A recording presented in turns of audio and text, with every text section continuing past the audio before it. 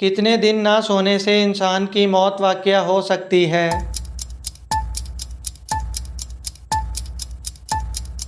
जवाब है 10 दिन। अगला सवाल, किस वक्त इंसान को सोने का भी सवाब मिलता है? जवाब है रोज़े की हालत में। अगला सवाल, खाना खाने के बाद नींद आना किस चीज़ की अलामत है? जवाब है अच्छी सेहत की। अगला सवाल, डरावने ख्वाब आना किस चीज़ की अलामत है? जवाब है शैतान की। अगला सवाल, किस जानदार की वजह से सबसे ज़्यादा इंसानों की मौत वाक़या हुई है?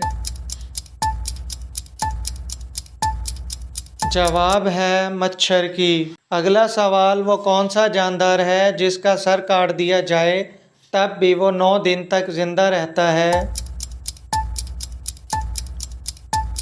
जवाब है लाल बेग।